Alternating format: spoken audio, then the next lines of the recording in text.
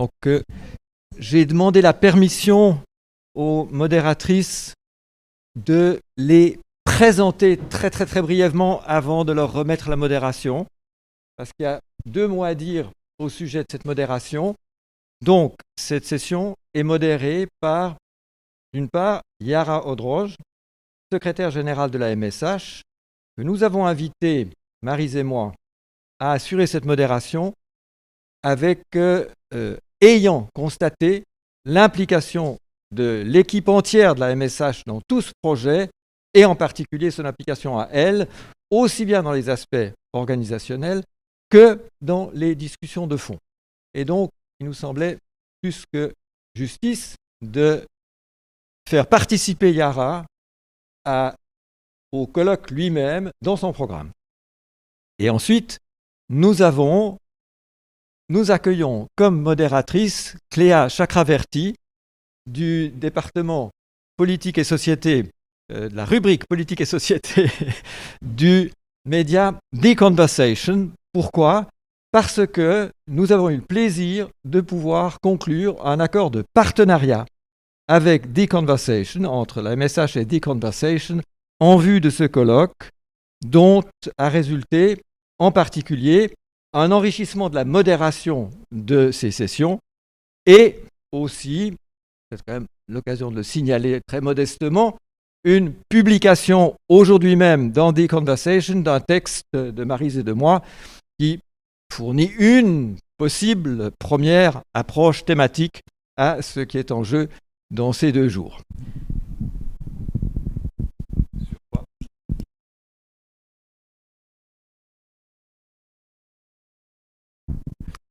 Merci Pierre pour cette introduction. Donc nous allons commencer cette 2e session avec les commentaires initiaux de Madame Caroline Orsay sur le travail d'analyse qualitatif et quantitatif d'Elsa Bansard et Anne-Coralie Bonner. Je vous donne la parole.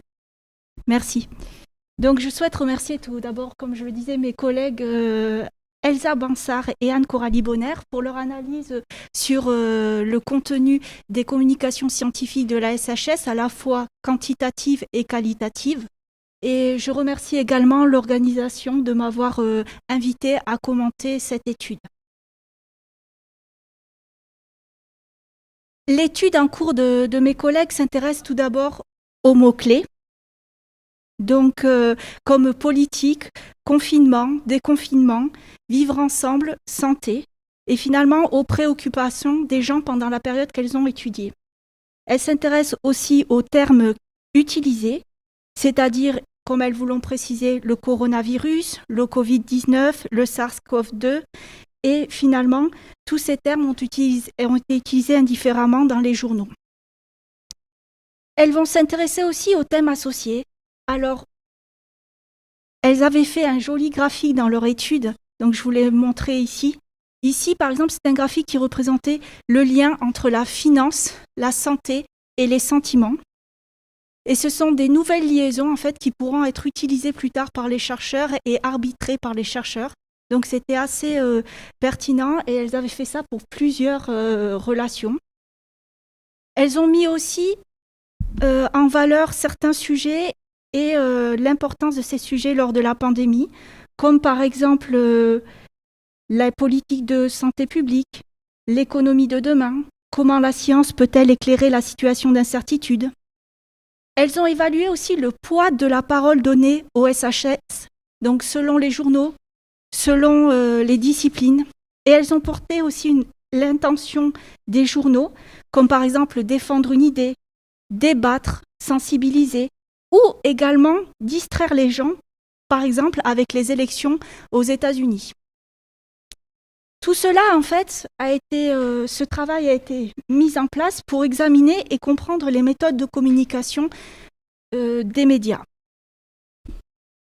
Et cela est vraiment au cœur des travaux en économie, en particulier des travaux qui s'intéressent à l'impact de l'information diffusée par les médias et sur les décisions publiques. En fait, dans ces travaux, qui sont assez nombreux, là je n'ai mis que quelques articles représentatifs, mais il y a beaucoup d'articles qui sont présentés. Dans ces travaux, le principal résultat qui a émergé est que l'éventuel manque de discernement entre les gens, l'éventuel manque de discernement des gens entre les articles provenant des experts et les articles provenant des non-experts, et également la persuasion, peuvent conduire à des politiques qui contredisent les faits, mais qui semblent crédibles aux yeux des gens. L'analyse de mes deux collègues a mis également en exergue un lien entre incertitude scientifique, information et décision publique. À partir de ce lien, les études économiques ont étudié l'exploitation de l'incertitude scientifique, ce que mes collègues ont appelé dans leur exposé incertitude radicale. Et cette incertitude scientifique, cette exploitation, a conduit finalement à la fabrication d'un doute et également à influencer toutes les politiques économiques et publiques. Le rapport également qu'elles ont mis en avant dans leur exposé entre politique, scientifique et citoyens est également abordé dans les études économiques et elle est abordée de la façon suivante. On étudie tout d'abord les politiques mises en place par différents gouvernements, soit des gouvernements qui sont populaires, donc des gouvernements qui se basent sur son électorat pour proposer des politiques, soit des gouvernements qui sont technocrates, donc des gouvernements qui vont en fait suivre les recommandations des scientifiques et que mes collègues ont qualifié de boussole. Dans leur analyse, elles ont aussi déclaré que la Covid-19 est le nom d'une crise, d'une rupture temporelle. Et effectivement, la gestion d'une crise nous apprend qu'il y a un avant et un après la crise. Je vous ai mis un petit schéma ici qui est de géoconcept pour vous montrer l'évaluation d'une crise et la gestion d'une crise. Et à la fin de cette crise, il y a toujours un retour d'expérience. Ce retour d'expérience est assez intéressant parce qu'il permet de réviser les croyances des gens par rapport à leur vécu. Alors en économie, il faut savoir que c'est très important cette expérience-là, puisqu'elle permet d'actualiser toutes les croyances des individus. Mes collègues ont parlé de pierres de vérité, de nouveaux paradigmes ou de révélations, comme par exemple la Covid-19 qui avait complètement montré la vulnérabilité de l'homme. Et tout cela a généré une nouvelle perception du risque. Cette prise en compte est importante en économie et en particulier dans les modèles théoriques de l'économie du risque et de l'incertitude. Dans ces modèles, on prend en compte l'impact de l'information sur les croyances des gens et on fait cela afin d'améliorer la précision des recommandations de mesures de prévention et de précaution aux décideurs publics. Je terminerai en concluant que le thème de ce colloque soit les SHS face à la Covid-19. Finalement, qu'en est-il de la répercussion de la Covid-19 sur les SHS ? Premièrement, la Covid a mis en avant de nouveaux arbitrages entre tout d'abord les activités économiques, avec la continuité de la production, de la consommation, la préservation des emplois. Elle a mis en balance aussi la prévention de la contamination avec la proposition de tests, la création de zones rouges et aussi la gestion des cas contacts. Et pour finir, elle a mis en balance aussi les libertés avec l'imposition du masque et le confinement. Deuxièmement, la Covid nous a fait prendre conscience, comme l'ont dit mes collègues, de la relation entre humains et non humains. Et par conséquent, du lien entre environnement et santé. Une vision d'une seule santé et de développement durable se dessine finalement, et la conséquence de cela est que, à partir de maintenant, lorsque nous devons construire un projet de recherche, nous devons le construire de façon pluridisciplinaire. Cela devient essentiel pour éclairer finalement les décideurs publics avec différents points de vue. Finalement, La Covid nous incite plus à mobiliser et à valider des outils à la fois théoriques, empiriques et expérimentaux. Pour cela, nous allons pouvoir appréhender des questions plus complexes auxquelles nous faisons actuellement face, en tenant compte à la fois du contexte de risque et d'incertitude, de l'échelle macro et micro, mais également de la temporalité, court, moyen et long terme. Je vous remercie.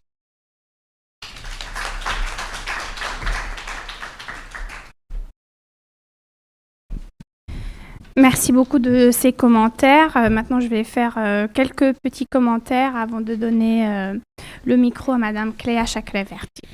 Donc, comme disait Pierre, je fais partie un peu de cette histoire et je suis très contente de pouvoir commenter le travail d'Elsa Bansard et Anne Coralie Bonner. Un travail remarquable pendant quelques semaines finalement.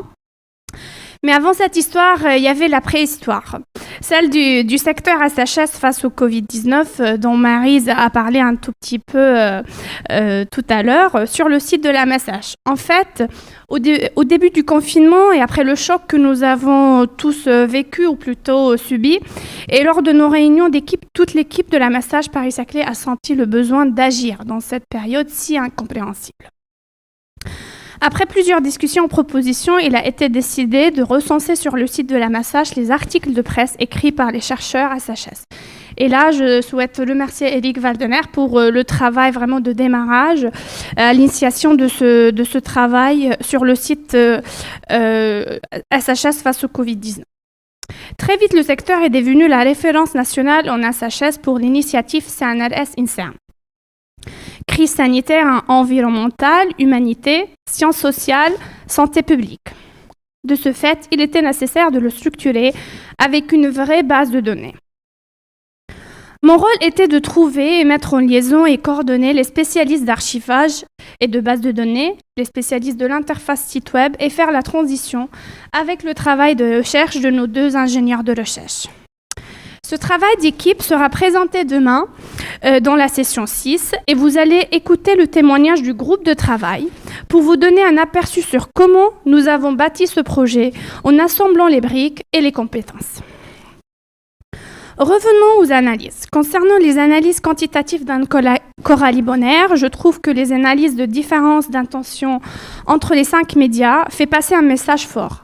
Un message qui doit être entendu par les chercheurs en sciences humaines et sociales pour les inciter à intervenir plus dans les médias et jouer un rôle majeur d'éclairer et d'aider dans la prise de décision. La courbe de nombre de publications par mois que Anne Coralie a montrée, qui montre un pic de prise de parole en avril, montre bien que ce rôle était pleinement assuré pendant cette période. Et je trouve que cette courbe est directement liée à la place du chercheur face à la crise. Pour moi, la corrélation est forte. En fait, ce travail et ce colloque même cherchent à comprendre la place des chercheurs en SHS dans le débat public. C'est en quelque sorte aider la société à retrouver sa place, à revivre, comprendre, analyser et retrouver ce repère et, si besoin, en inventer d'autres. La sensation de confusion était très forte juste après le choc de ce nouveau monde qu'on était obligé d'accepter et de vivre avec, sans un temps d'adaptation finalement. Et le rôle des chercheurs était majeur dans cette période et nous voyons bien qu'ils ont largement répondu à ce besoin. Concernant les analyses qualitatives d'Elsa Bansard, elle parle au début de sa présentation de plusieurs figures de cette crise, ce qui m'a rappelé les plusieurs étapes de la fameuse courbe de deuil. Ces figures décrivent bien, je pense, nos moments vécus à un instant T de cette crise. La rupture, l'incertitude, la révélation, le nouveau champ de recherche. C'est vraiment l'avancement dans cette courbe pour accepter ce changement majeur. Un autre aspect de ces analyses que j'aimerais souligner, c'est ce fait mondial total. Ce terme fort, bouleversant, non seulement parce qu'il concerne l'humanité tout entière, mais aussi parce que ce terme total englobe tous les aspects de la vie aussi. Ce fait a touché tout le monde, directement ou indirectement, et chacun a quelque chose à en dire, à prendre et analyser. Le confinement où nous nous sommes retrouvés mariés de force avec nous-mêmes et notre cercle très limité, obligés d'inventer une nouvelle façon de nous sentir exister, d'être au monde et vivre ensemble autrement, sans des vraies liaisons sociales, en tout cas pas des liaisons physiques. Pour conclure, je crois qu'il y a toujours un côté positif, même pour la plus difficile des situations, comme celle-ci. En effet, cette pandémie a montré que la recherche n'aboutit pas s'il n'est pas collaboratif, mené d'une manière complémentaire pour répondre à une question commune. Pour cette fois-ci, comment faire face au changement à cause de ce virus. Cette collaboration pluridisciplinaire et interdisciplinaire entre SHS, mais aussi avec les autres sciences, en biochimie pour l'élaboration du vaccin, en biologie pour comprendre le mode de fonctionnement de ce virus et comment l'inhiber, le bloquer, en modélisation mathématique pour comprendre l'importance de chaque paramètre clé dans la propagation de ce virus et ainsi l'évolution de l'épidémie. Cette collaboration a pour rôle d'essayer d'apporter des solutions à la société et surtout comprendre la réaction de la société qui s'est retrouvée perdue, sans boussole, ni référence pendant cette période. Cette pandémie, malgré les difficultés, nous a appris que la science ne se dévisse pas forcément, ni facilement, et qu'elle est intégrale, et son rôle majeur est d'éclairer, de conseiller et d'apporter des solutions, certes sur le long terme, mais aussi elle est capable d'aider dans la prise de décision urgente sur le très court terme. Maintenant, je donne la parole à Madame Chakraverty et ensuite on enchaîne avec les questions.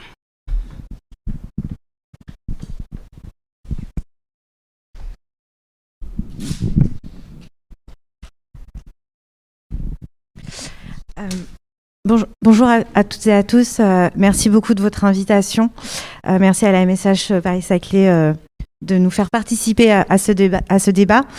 Merci également à mes collègues et aux intervenantes.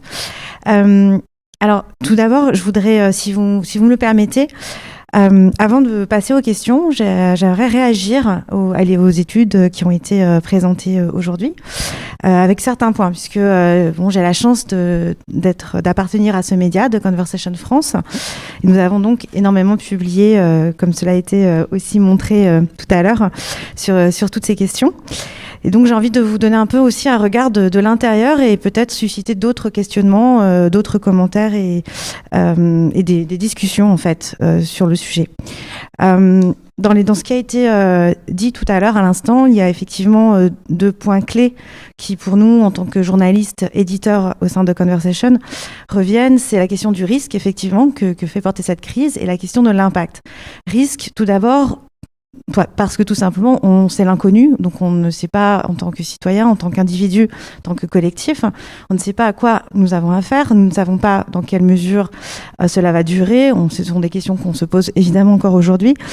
Et ensuite l'impact, c'est-à-dire qu'est-ce qu'on peut faire, nous, en tant que journalistes, pour essayer de mieux comprendre ce qui nous arrive et essayer potentiellement d'élaborer des pistes avec les lecteurs, avec les citoyens, avec les chercheurs. Avant de revenir là-dessus, je voudrais juste revenir peut-être un tout petit peu sur justement la question de la place du chercheur, parce que c'est vraiment un point important de ce débat, de ce colloque. Donc, The Conversation est un modèle un peu particulier. On est des journalistes, mais nous n'écrivons pas. Souvent, les chercheurs ont du mal à comprendre, les chercheurs et les lecteurs aussi d'ailleurs ont du mal à comprendre ce modèle, tout simplement parce que l'idée, c'est vraiment de donner la place au chercheur, sa parole, ses écrits, son ton, sa façon de s'exprimer, mais il est accompagné dans l'écriture par les journalistes. Et on a un rôle plutôt de l'ombre, mais qui est un rôle de l'aiguiller, de trouver ce qu'on appelle un angle en journalisme, parmi tous les sujets qui sont traités par le chercheur, ou en tout cas ses laboratoires, ses travaux, de vraiment décider ensemble d'un point, puisqu'on ne peut pas tout dire dans des articles qui sont relativement courts, en l'occurrence 7000 à 10 000 signes environ, donc de vraiment essayer de voir ensemble ce qui peut être le plus intéressant à ce moment-là, en lien avec l'actualité. Là où il y a une petite nuance, c'est que j'ai été moi-même dans le passé reporter de façon plus classique, où on partait d'une actualité et on allait demander à l'expert d'aller la commenter. Or, ce que nous faisons à The Conversation, ce qui a été aussi pointé par les deux chercheuses précédemment, c'est qu'ici, on part aussi du travail du chercheur, c'est-à-dire qu'on part de ses travaux. On part de ses travaux et ce sont ces travaux qui vont éclairer l'actualité et on ne va pas lui demander un commentaire de l'actualité. Donc là, on essaie de redonner vraiment la place aux chercheurs au sens où on a envie de mettre en avant une discipline et non pas un phénomène de société de façon un petit peu presque artificielle parfois, j'ai envie de dire. Donc ça, c'est un premier point. La deuxième point, c'est qu'il a été dit tout à l'heure que souvent le chercheur peut faire figure d'autorité et c'est souvent vrai, c'est souvent le cas, c'est souvent aussi la façon dont il est mis en avant dans les médias. Et c'est quelque chose aussi que nous essayons de rompre un petit peu. Non pas parce que nous pensons que le chercheur n'a pas figure d'autorité ou n'a pas d'expertise ou de légitimité, bien au contraire, mais plutôt puisque nous avons envie que le chercheur soit une figure plutôt engagée. Engagé non pas au sens politique, bien qu'on peut débattre de la question de l'engagement public comme engagement politique, mais de l'engagement intellectuel. Un engagement qui passe donc par la vulgarisation, la valorisation des travaux, par l'écriture, un engagement auprès du grand public. Et ce qui m'amène au second point, c'est la question de la justification, qui a été tout à l'heure mis en avant d'une très belle façon dans les graphiques. Et on a vu qu'il se trouve que mon média est le seul qui, à 100%, si j'ai bien compris, utilise de ce mode opératoire, qui vient aussi d'une mode de collaboration. Comme je vous le disais tout à l'heure, nous écrivons en collaboration, les chercheurs écrivent, mais en collaboration avec les journalistes. Et nous partons du principe que, bien, nous faisons entièrement confiance aux chercheurs et aux chercheuses sur leurs travaux. Néanmoins, la question de la justification, qui est peut-être pour moi pas le terme le plus approprié, c'est plus la question de l'éclairage. C'est-à-dire qu'on ne peut pas tout dire, encore une fois, dans un article. Et quand vous mobilisez en tant que chercheur des concepts théoriques, des références, des points historiques, on part du principe que le lecteur ne les connaît pas et qu'il aura peut-être envie d'en savoir plus, qu'il aura envie d'aller voir ses sources, qu'il aura envie d'aller voir d'autres articles écrits par le chercheur lui-même ou ses collègues. Et c'est un point qui me semble important puisque ça permet d'ancrer quelque part la recherche dans une littérature scientifique souvent très abondante et que le lecteur, on va dire qu'il s'agisse d'un lycéen ou d'une personne qui n'a pas forcément les clés académiques, aura peut-être envie de s'en emparer. Et pour nous, c'est assez important pour vraiment remettre le chercheur au cœur de la cité. Il y a d'autres points que j'avais envie d'aborder. Je vais essayer de faire court, puisque j'ai quand même beaucoup de questions pour nos intervenantes. Il y a un autre point qui me semble important, qui n'a pas forcément été dit, pour l'instant en tout cas, dans la place de ces experts, de ces chercheurs et chercheuses. C'est quelque chose auquel on a beaucoup réfléchi dans le Conversation, mais aussi, je pense, chez mes confrères et consoeurs. C'est la place des femmes chercheuses. En fait, puisqu'on s'est rendu compte avec la Covid-19 que très souvent les experts et expertes étaient sollicités dans les sciences dures évidemment, mais aussi donc en sciences sociales, et que finalement on a constaté après 3-4 mois que les femmes chercheuses, et notamment les jeunes chercheuses, sont souvent moins sollicitées, moins médiatisées, leurs paroles moins valorisées dans les médias. Et c'est un point sur lequel je voulais simplement apporter un petit éclairage. On est assez fiers à The Conversation d'avoir une bonne représentation qui n'est pas parfaite, puisqu'on n'est que quand même 1/3, 2/3. Mais qui est à peu près ce qu'on a, d'après nos calculs, l'équivalent de 1/3 de femmes dans la recherche contre 2/3, statistiques à vérifier évidemment. Voilà, je voudrais passer, si vous me l'accordez, à quelques questions. Alors avant, j'ai des questions sur les points économiques, Caroline Orsay, que vous aviez soulevés, mais juste avant, si vous m'autorisez, j'aimerais savoir un peu plus comment s'est construit le corpus de nos deux chercheuses en méthodologie, comment vous êtes arrivés à ces... vous avez choisi 5 médias et je pense que ce serait vraiment très intéressant, en tout cas moi ça m'intéresse énormément, de savoir comment vous l'avez réalisé. Merci.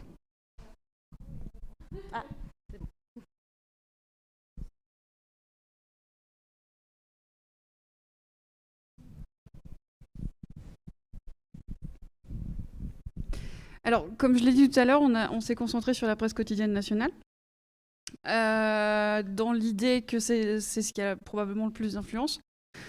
Statistiquement parlant, la télévision et les journaux sont les médias les plus lus et les plus écoutés. Donc c'est aussi ce à quoi on a le plus accès, mais c'est aussi ce en quoi les gens ont plus confiance.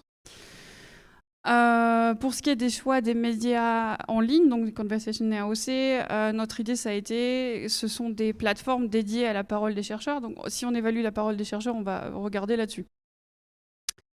Ça a été pour le choix des médias. Alors évidemment, il a fallu faire une sélection. Il y avait des contributions dans d'autres médias qui auraient aussi été tout à fait intéressantes. Moi, je suis une fan de la presse régionale. Je voulais absolument regarder sur les médias régionaux comment c'est présenté. Est-ce que c'est présenté avec la lorgnette du local ou pas?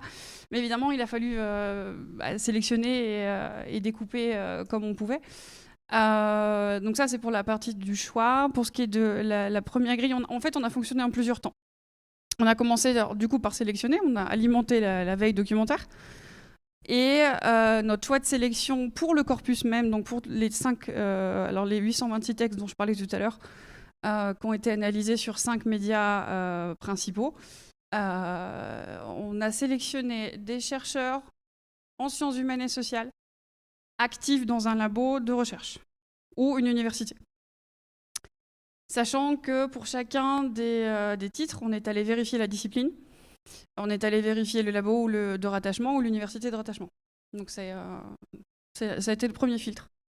Et ensuite, on s'est dit, bon, qu'est-ce qui nous intéresse? Alors j'avoue que pendant très longtemps, on a hésité à coder d'ailleurs le genre des chercheurs, parce que on voulait justement vérifier. On a eu l'impression aussi que, surtout au mois de mars, quand c'était des chercheurs en sciences dures, on s'est dit, voilà, mais en sciences humaines aussi, hein, voilà. Dans l'ensemble, si on repassait maintenant et qu'on vérifiait, ce serait à peu près, ce serait moins de 30% dont vous parliez tout à l'heure, à mon avis, comme ça à vue de nez. On a codé alors le média considéré, donc le média de publication, on a codé la date, ce qui nous a permis de faire le graphique du temps dont tu parlais tout à l'heure, Yara. On a codé alors la discipline, le titre. C'est à partir de là que j'ai fait l'analyse des titres tout à l'heure. On a ensuite codé les thèmes qui nous avaient été proposés par la veille documentaire. Donc la place du chercheur, droit et liberté, gouvernance en temps de crise. Comment ? Regard sur l'économie. Il nous en manque un. Santé, société. Santé, éducation et bien-être. Excusez-moi, ça, ce sont des thèmes que vous avez vous-même construits? Alors non, vous les avez récupérés? On les a récupérés de la préhistoire dont parlait Yara, en fait. D'accord. Donc ce qui avait été construit avant que nous on arrive. À ça, on a ajouté des mots-clés. Donc pour préciser de manière transversale, en l'occurrence, c'est pas des mots-clés qui sont subordonnés au thème, mais ce sont des mots-clés qui sont sur tous les médias codés de la même manière. Et c'est là où on constate que les proportions finalement sont assez semblables, tous médias confondus aussi. Mais dans cela, ça nous permettait de préciser, par exemple, nous on pensait qu'il y aurait plein d'articles qui parleraient du masque, et ça n'était pas, c'est pas la majorité non plus, à titre d'exemple. Mais aussi la question de l'éducation, qui n'était pas non plus le thème majoritaire. Après les mots-clés, on a codé les problèmes traités. Donc c'est là où, au début, on a commencé par observer et on notait de manière qualitative, et puis on s'est rendu compte qu'il y avait un certain nombre qu'on pouvait regrouper. Donc on a aussi regroupé de cette manière-là. On a codé du coup les émotions du texte. Donc c'est ce que je disais tout à l'heure. Est-ce qu'on s'indigne? Est-ce qu'on parle de manière neutre? Est-ce qu'on apporte... voilà. On a codé ensuite est-ce qu'on justifie pas? Et voilà, et l'adresse. Est-ce que les textes s'adressent? Alors c'est vrai que j'en ai pas parlé tout à l'heure dans la présentation, mais on a vérifié à qui les textes parlent-ils. Est-ce qu'ils parlent aux chercheurs, alors aux pairs? Est-ce qu'ils parlent au grand public? Est-ce qu'ils parlent aux journalistes? Est-ce qu'ils parlent aux gouvernants? Et c'est là où, par exemple, sur Le Figaro, on arrive à 45% qui parlent aux gouvernants. Donc c'est ce qui corrobore l'hypothèse de ce qu'est c'est un journalisme militant, en fait. Et ensuite, on a codé les références, histoire de voir comment est-ce qu'on se justifie. Et c'est là où les références sont assez détaillées. On a codé évidemment les textes scientifiques, les références statistiques, les observations empiriques, mais aussi les textes de loi. Est-ce qu'on justifie en disant la loi machin chose nous oblige à être découvert dans l'espace public, du coup le masque c'est un problème pour ce genre de choses. Et donc dans les catégories, et ça c'était sur 3 catégories, parce qu'il y a certains. L'idée c'était que pour chaque texte, on évalue quel type de référence on emploie. On s'est vite rendu compte qu'il y avait certains textes où il y en avait beaucoup plus qu'un ou une type de référence. On ne pouvait pas sélectionner parce que sinon ça aurait faussé l'analyse. Donc on a été obligé de créer 3 colonnes. Et puis il y en a certains pour des conversations entre autres où il y a 6 références différentes. Donc il a fallu qu'on les rajoute en gros à la main. Désolée de vous avoir donné autant de boulot. Voilà, mais il y a aussi des textes, on a aussi codé les références religieuses, par exemple, les références grand public, les références aux hommes ou aux femmes politiques et ce genre de choses. Donc du coup, ça offre un panel assez varié de la façon de traiter une crise pareille, de voir sur quoi on se réfère, comment ça fonctionne. D'accord. Voilà. Merci beaucoup. Alors, tout ce que vous dites, il y a quelque chose qui était très intéressant aussi tout à l'heure, qui revient aussi sur votre méthodologie, c'est que vous avez identifié les différentes disciplines qui ont été traitées. Et vous montrez très clairement que les sociologues sont en chef de file, on va dire, quelque part. Je pense que ceux qui sont dans cette salle seront heureux de le savoir, je suppose. Mais il y a aussi les économistes. Et c'est peut-être une question que je voudrais poser à Caroline Orset, mais et aussi ensuite peut-être à vous deux. Finalement, on a bien vu avec le traitement médiatique de cette crise sanitaire, souvent en tout cas de façon un peu qualitative, un certain nombre d'articles qui abordent une remise en question du ou des modèles économiques dans lesquels nous sommes tous pris et qui viennent un petit peu le commenter. C'était aussi une grosse question, on va dire, en termes de décision publique. Qu'est-ce qu'on privilégie, la santé ou l'économie? C'est une question qui se pose encore aujourd'hui, malheureusement. Et du coup, je voulais un petit peu savoir quelle était votre analyse, votre regard sur ce point. Est-ce que vraiment c'est ce modèle économique qui est remis en cause qui justifierait le nombre d'articles écrits par des économistes, en tout cas la façon dont ils analysent notre histoire économique? Ou est-ce que ce serait d'autres raisons plus pragmatiques, tout simplement, pour essayer d'anticiper un petit peu les choses qui arrivent aujourd'hui? Alors, merci de votre question. Et non, je ne pense pas que ça soit une remise en cause radicale du modèle économique actuel. Je pense que les articles qui ont... Vous m'entendez? Ah, je pensais.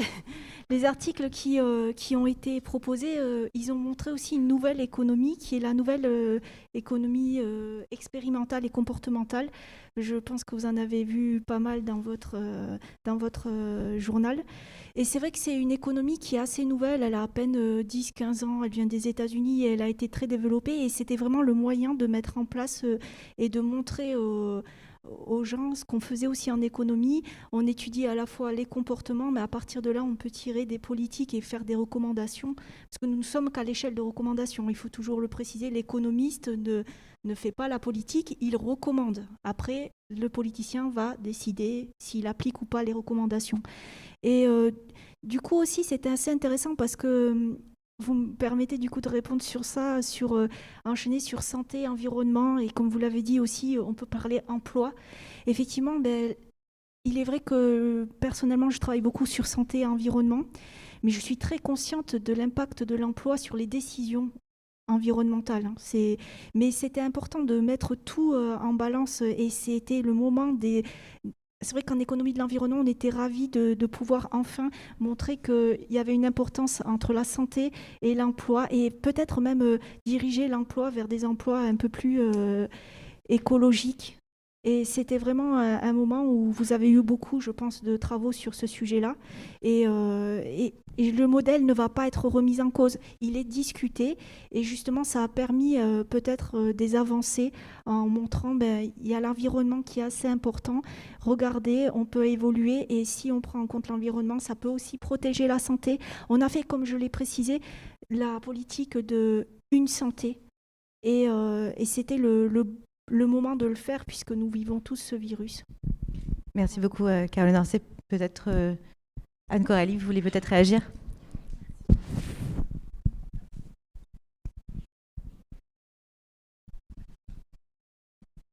Ok. En fait, c'est pas forcément la question de l'économie, mais c'est parce qu'en fait, c'est un rebond sur la question de la méthode. Ça, c'était la première partie de la grille, c'est la première partie de l'analyse. Et ensuite, nos chemins sont divisés un peu entre Elsa et moi, même si les réflexions ont été communes. Puisque moi, j'ai participé. Alors, c'est pour ça que j'y pense maintenant. Je reviens, c'est le schéma en fait, que Caroline a montré. C'est pas moi qui l'ai fait, c'est un logiciel qui s'appelle Trop. Moi, ce que j'ai fait, c'est que j'ai sélectionné 10% des textes qu'on a analysés, que je les ai passés dans cette machine-là. Et ce logiciel permet de faire une analyse des différentes connexions entre les différents mots et les différents sens en fait, de chacun des mots. Et ça permet du coup de faire apparaître des thématiques, des connexions auxquelles on n'avait pas pensé. Par exemple, dans Libération, au niveau quantitatif, juste sur la grille, la question des inégalités apparaissait pas vraiment. Mais en lématique, donc on analyse des connexions entre les textes et des connexions entre les mots à l'intérieur des textes, ça apparaissait. Et ça, c'était pour moi la deuxième partie. Et Elsa, est-ce que tu veux dire quelque chose sur la qualité ? D'une façon générale, en fait, la grille, c'est vrai qu'on l'a faite au fur et à mesure, c'est-à-dire que on avait commencé avec un certain nombre de critères qu'on savait pouvoir traiter en quantitatif. Et puis moi, je faisais dans des colonnes à la main. Et quand je voyais des récurrences importantes, je disais à Anne-Coralie, là, je pense qu'on peut à nouveau les compter de façon systématique. Donc notamment sur les références, ça a fait beaucoup ça.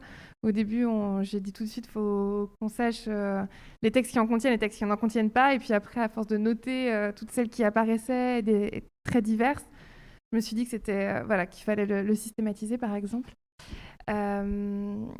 Et ensuite, moi, l'analyse qualitative, après qu'on ait eu fini sur nos 800 et quelques textes, de tout passer dans les grilles, c'était vraiment d'aller lire des textes en dehors de notre corpus, dans d'autres journaux, y compris dits plus scientifiques, et puis des textes fondamentaux comme Max Weber ou Habermas, enfin ce genre de choses.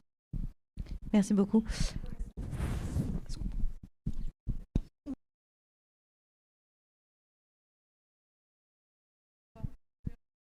Oui, donc Christian Vessy. En fait, je voulais savoir si parmi les textes qui font partie du corpus, vous faites référence à la notion de chercheur qui publie. Vous allez chercher leur référence, justement.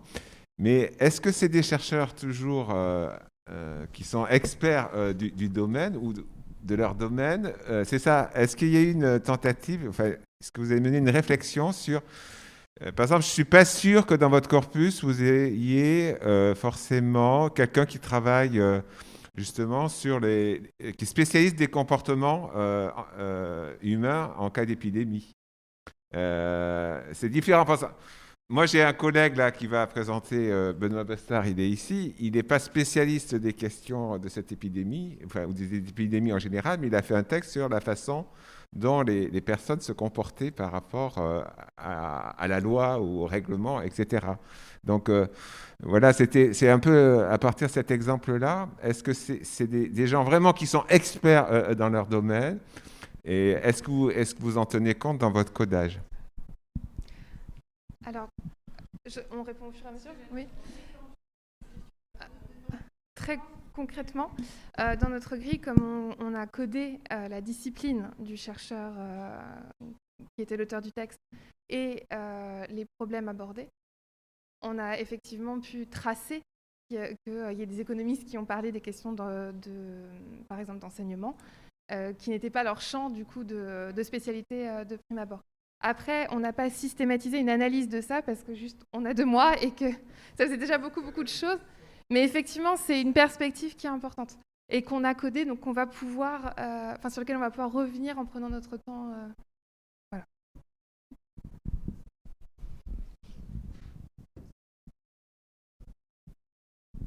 Voilà, bonjour et merci de me laisser poser ma question. Donc bravo pour cette étude qui est très intéressante.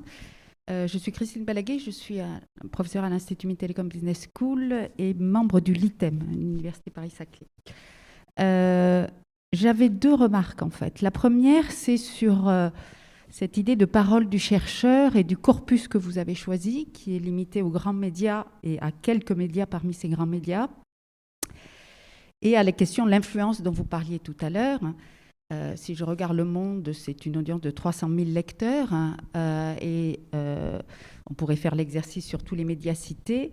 Et donc, je me posais la question à l'ère du big data, à l'ère de la collecte massive des données que l'on peut faire sur Internet, sur le numérique, pourquoi ne pas avoir inclus en particulier les réseaux sociaux avec une parole des SHS qui a été très poussée sur les réseaux sociaux et pour avoir travaillé sur information et désinformation en ligne pendant la crise, les contenus n'étaient pas moindres et de moindre qualité puisqu'ils c'était des liens URL vers soit des posts de chercheurs eux-mêmes sur leur propre site, soit sur des sites web de chaires ou de centres de réflexion. Et donc je trouve que ça serait intéressant d'augmenter ce corpus parce que ça limite l'impact des SHS, la manière dont vous avez présenté, et les réseaux sociaux ont été dans un temps réel pendant la crise avec une parole beaucoup plus importante. Ça, c'est le premier point sur le corpus. Et le deuxième, il y a un sujet qui ne ressort pas, alors évidemment c'est mon domaine, donc je me permets de le citer, c'est le sujet autour des technologies, et probablement qu'il n'est pas ressorti en raison du corpus choisi, même s'il y avait quelques articles dans les médias que vous avez cités, dans le corpus. Deux sujets en particulier. Le premier, sur la fin du déterminisme technologique, et ce paradoxe entre la fin du déterminisme technologique, c'est-à-dire on voit bien que les technologies n'ont pas apporter des solutions en traitement de données, etc., tant que ça pendant le Covid. Et en même temps, ce paradoxe d'explosion, on l'a vu, des pratiques numériques, des échanges à distance. Et donc, ce sujet n'est pas ressorti, alors que vraiment des chercheurs à SHS sont intervenus là-dessus. Et le deuxième sujet, c'est les applications Stop Covid. Alors, on est pile poil dans une application imposée, ou en tout cas développée par l'État avec un certain nombre d'organismes de recherche. Et pour le coup, les SHS ont été nombreux, les chercheurs, et en particulier sur Saclay, à réagir sur Stop Covid. Voilà. Donc, je trouve très intéressant l'étude que vous avez menée. J'en montre un tout petit peu les limites, mais dans un sens constructif. Et je me dis, cette base de données que vous avez, c'est ma question, est-elle ouverte? Est-elle en open source? Et je trouverais que ça serait très intéressant que d'augmenter cette base de données avec un corpus réseaux sociaux, avec un corpus de liens vers les sites personnels des chercheurs, voilà, et que ça permette de développer de nouvelles recherches, en tout cas en termes de base de données ouvertes. Alors, ma réponse est oui. Notre réponse, massive est oui. Le fait est que notre corpus, on l'a construit pour qu'il soit à la fois suffisamment riche et diversifié, et en même temps, juste, on était à deux en 2 mois. On savait qu'on avait à présenter un point d'étape aujourd'hui. Donc, on l'a construit juste avec un principe réalité qui a été quand même très fort et qui pourtant était déjà colossal dans ce qu'on a traité. Bien sûr, les réseaux sociaux, effectivement, mais on n'a pas pu les prendre en compte. Le fait que la veille documentaire se poursuive, bien sûr, qu'elle soit ouverte à d'autres médias, évidemment, qu'elle soit ouverte, en fait, elle va donner lieu à un site internet et être mise en ligne et consultable, mais ça, on le présentera demain, notamment Eric. Donc, voilà, pour une première réponse. Pour la partie sur la présence de la technologie, je pense qu'effectivement, les médias qu'on a retenus étaient un biais. Là-dessus et on peut-être moins mis en valeur ce thème-là. Ce qui est marquant, c'est que, mais Anne-Coralie va être beaucoup plus précise que moi là-dessus, mais par exemple, la question de Stop Covid, nous, on l'avait codé dans nos mots-clés, pour être honnête, parce qu'on s'attendait à ce qu'il y ait beaucoup de choses, comme dans notre grand thème droit et liberté. Voilà, on pensait notamment répertorier beaucoup de choses sur ces questions technologiques. Et en fait, on a été étonnés nous-mêmes d'en trouver si peu, au final, au plan quantitatif dans notre corps. Exactement, je pense que c'est un grand bien.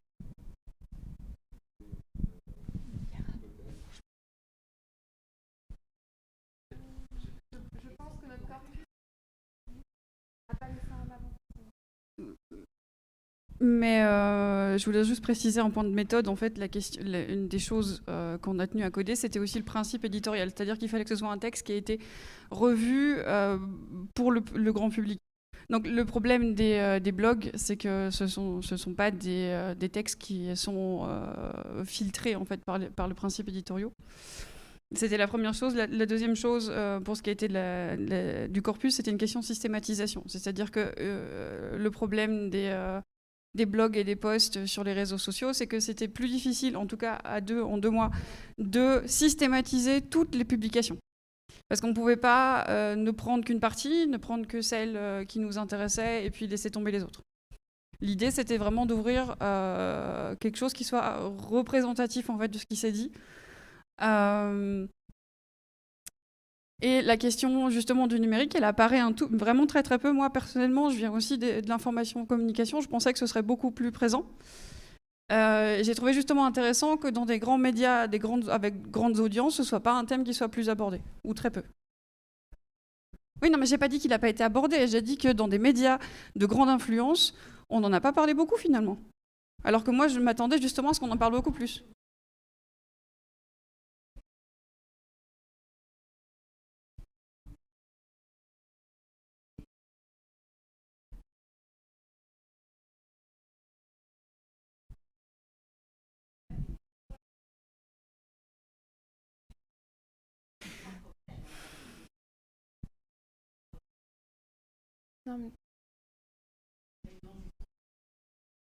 Non, mais ce que je pense plutôt, c'est que c'est intéressant de faire le constat que sur les médias grand public, grand tirage, c'était peu présent. Et ça, c'est un constat qui moi, m'a étonnée, par exemple. Et je suis d'accord que ça ne permet pas de plus traiter la question et que ça, faudrait l'explorer d'une autre façon.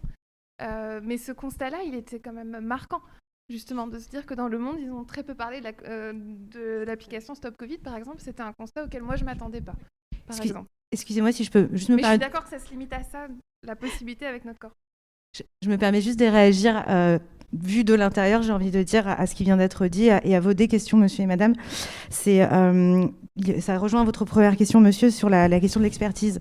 En tant que journaliste qui éditons et commandons, entre guillemets, les papiers aux chercheurs, on a eu par exemple sur Stop Covid, pour reprendre ce que vous dites madame, des retours de personnes qui sont tout à fait légitimes pour en parler, qui ont une vraie expertise sur ces sujets-là, mais qui d'une part nous ont dit je n'ai pas assez de recul. Donc il y a le principe de précaution, voilà, et évidemment le fait que la recherche est en train de se faire.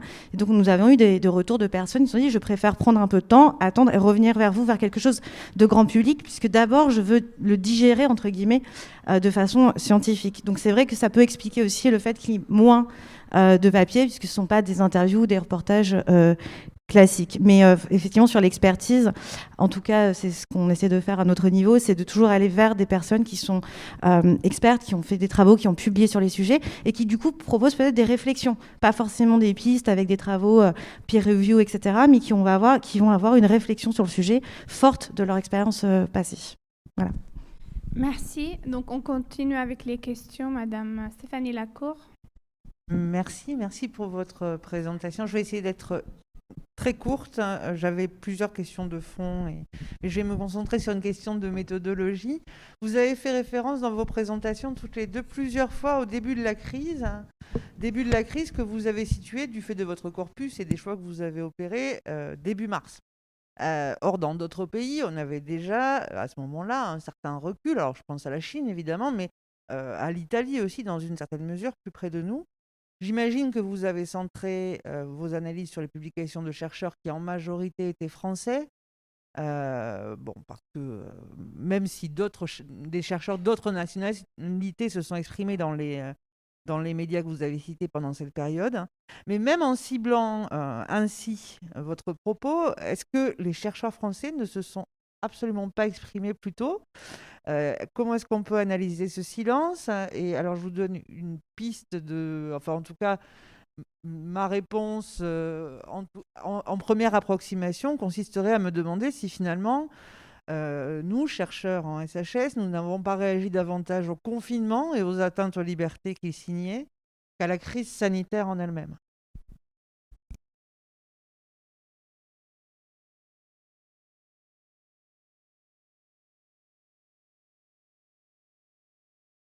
D'abord, on ne s'est pas concentré uniquement sur les chercheurs français.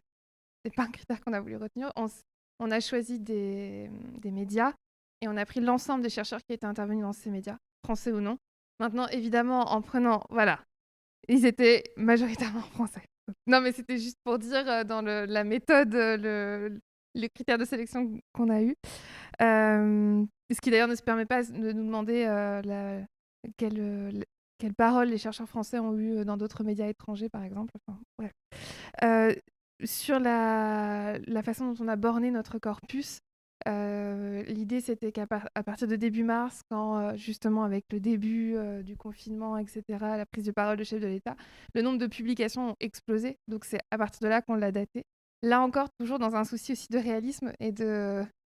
Voilà, pour être présente aujourd'hui, avoir des débuts d'analyse à proposer. Après, si bien sûr, la Covid-19 a démarré avant, on avait les retours de Chine. Je pense que quantitativement, c'était moins présent, moins massif, donc moins notable. Voilà. Mais c'est pas forcément satisfaisant comme réponse, hein. Je vous donne la vraie réponse qui a conduit à la construction du corps.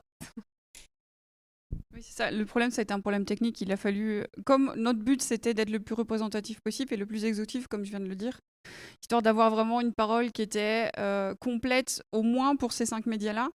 Il a fallu commencer à un point P et on s'est dit que le début du confinement, donc en fait on a commencé le 1er mars, donc il y a quand même au moins ce recul-là avant l'extension complète en France.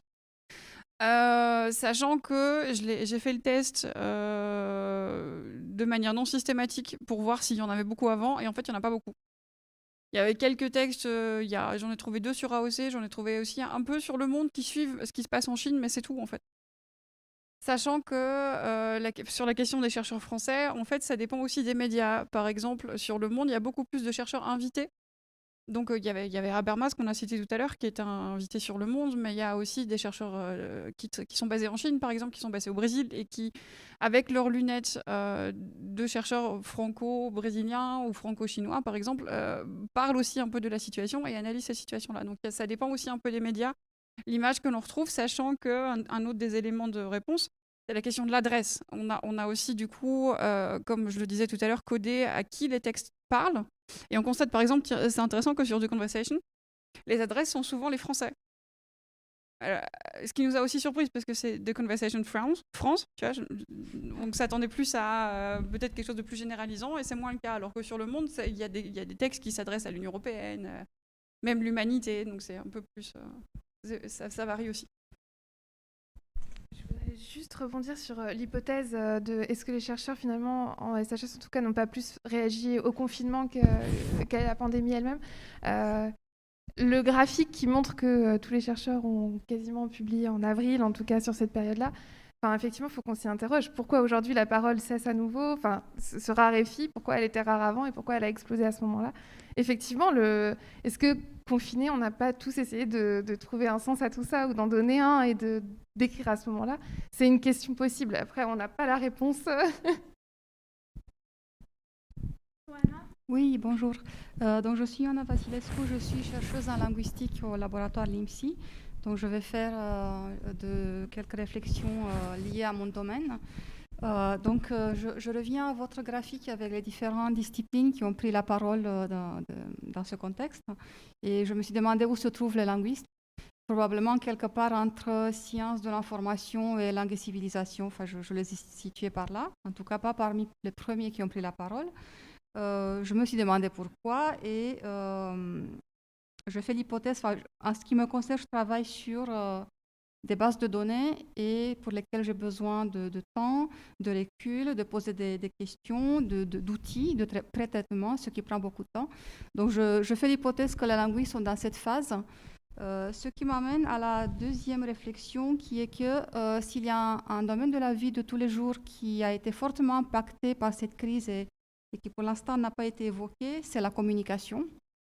Avec toutes les conséquences humaines, médicales, d'enseignement, de tout ce qu'on veut. Nous pouvons ne serait-ce que regarder ce qui se passe aujourd'hui. Nous parlons en présence et à distance. Cela pose des problèmes d'ajustement dialogique, on va dire. Nous parlons avec un masque, ça nous enlève tout le côté mimo-gestuel qui nous permet de mieux se comprendre. On ne se rend peut-être pas bien compte encore, mais nous parlons beaucoup avec les yeux, du coup. Nous faisons plein de mimiques. Donc tout ça, ce sont de nouveaux modes de communication qui sont apparus avec cette crise et qui sont en plus médiés par des plateformes technologiques. Donc il y a aussi un côté impact de la technologie dans la communication. Donc il y a énormément de données qui se construisent en ce moment. Et à un moment donné, nous allons nous interroger sur qu'est-ce que cette crise a changé dans notre façon de parler, de communiquer, quel est l'impact sur la langue parlée, écrite, ainsi de suite. Donc ça, c'était la réflexion méthodologique qui m'amène à une troisième. Ce que vous avez fait en termes de traitement de votre corpus s'appuie, je vois fortement sur des statistiques lexicales, si j'ai bien compris. Oui, enfin plus que ça. Je me suis demandé en tant que linguiste, est-ce qu'il y a d'autres choses à faire du style, si j'avais analysé ces données, je regarderais par exemple si le discours est construit différemment selon les médias. Je regarderai la syntaxe. Vous avez parlé des émotions, par exemple. Je me suis demandé comment vous les avez codées. Est-ce que c'est votre codage subjectif ou est-ce que vous avez fait un noté ou comment vous avez traité le côté émotion? Sur quelle base vous avez estimé que certaines émotions sont neutres ou enfin, le niveau d'expressivité et ainsi de suite. Et si ces aspects-là vous suggèrent des idées nouvelles, je vous invite à vous rapprocher du LIMSI où c'est au cœur de notre métier de traiter ce genre de choses. Donc voilà, c'est tout. Alors, très rapidement, les linguistes faisaient partie de notre liste de sciences humaines et sociales. C'est vrai qu'on en a eu très peu dans le corpus qui était le nôtre. Alors là aussi, le biais de corpus est possible. Le temps long nécessaire aux recherches, évidemment aussi. Sur le second aspect, sur les bouleversements de la communication impliqués par cette période, ça, c'est vraiment quelque chose, moi, dans mon étude qualitative, que je voulais faire un troisième point. Juste, j'ai pas eu le temps de l'aboutir pour aujourd'hui. Parce que c'est beaucoup revenu dans notre corpus, ça pose de nombreuses questions et je pense je peux tricoter quelque chose avec, mais c'est plutôt la suite là pendant les 2 mois qui me restent en l'occurrence. Et sur le troisième point pour les émotions, alors c'est quelque chose qu'on a, Anne-Coralie, tu vas repréciser je pense, mais qu'on a... En fait, qui était très en fait, ça a commencé parce que on a commencé avec Le Figaro et les tons des articles étaient extrêmement forts avec tout ce qui était ponctuation, l'emploi de termes, le déclin, le défaitisme, le déclassement, enfin extrêmement grandiloquent, l'urgence, enfin tout était le vocabulaire et ne serait-ce que la ponctuation nous mettait tout de suite ça sous les yeux. Et donc ensuite, on a essayé de voir est-ce que ça pouvait être systématisé ou pas, est-ce que c'était quelque chose qu'on retrouvait ou pas ailleurs. Après, je pense que des linguistes feraient ça de façon beaucoup plus rigoureuse et constructive que nous. Mais voilà, c'était des pistes. Oui, on a surtout noté les textes qui étaient particulièrement frappants, pour lesquels c'était assez évident, et qui en fait étaient assez nombreux dans certaines publications comme Libération et Figaro, et qui notaient du coup une place particulière dans la parole des chercheurs très engagés, en l'occurrence. Il y a d'autres questions? Pierre, moi, j'en ai une pour vous, mais Pierre, si tu... C'est bon? Il nous reste encore quelques minutes pour une dernière question, il me semble. J'aurais aimé savoir comment vous analysez cette courbe finalement. En avril, on a ce pic d'intervention et puis après, cette chute, entre parenthèses, de contribution des SHS dans l'immédiat. Pour vous, qu'est-ce que vous pouvez commenter sur ces interventions ou manque d'intervention, surtout maintenant avec la deuxième pic qui arrive bientôt?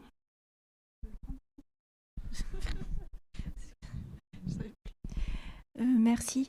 Il est vrai que quand on a été confiné, peut-être on a eu un peu plus de temps pour réfléchir et se poser en tant que chercheur et proposer des explications aussi, peut-être pour rassurer la population, montrer qu'il y avait du travail qui était fait pour essayer comme vous l'avez dit, d'éclairer soit les décideurs, mais finalement aussi un peu d'éclairer aussi les citoyens, parce qu'il n'y avait pas que les décideurs. Et maintenant, je pense qu'en ce moment, je vais être très terre à terre. Je pense que c'est une question que les enseignants-chercheurs sont en plein dans la rentrée.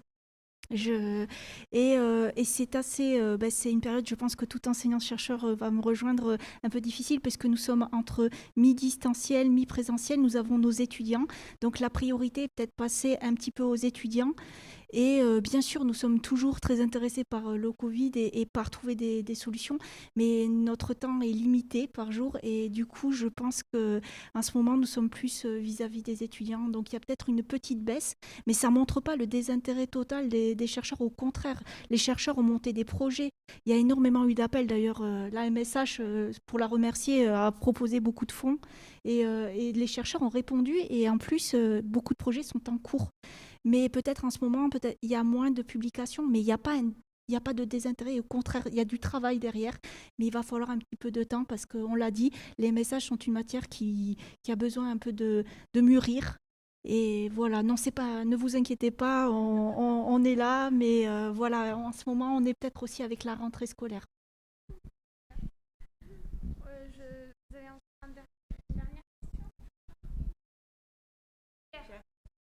Ce n'est pas une question, c'était 3 observations. Une, que nous sommes ici pour aussi recueillir des idées sur ce qui devrait se faire et identifier des partenariats possibles, des coopérations possibles dans le développement de quelque chose qu'on a mis en route.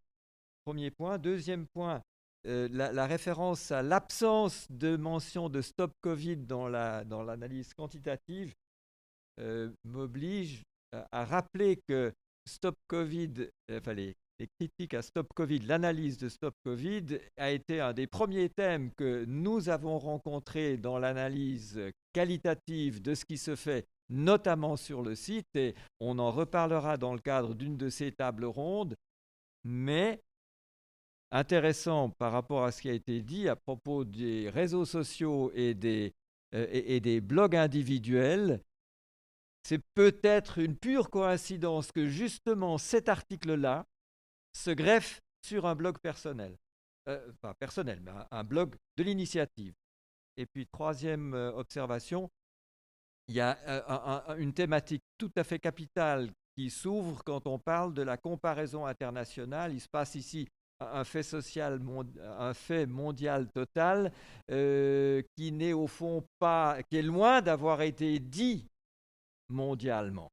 Et il nous faut aussi travailler cette dimension et c'est une des visées de ce qu'on a mis en route que d'établir des partenariats avec des équipes dans d'autres pays qui sont d'ailleurs déjà en voie de formation pour assez rapidement donner une dimension internationale à ce projet.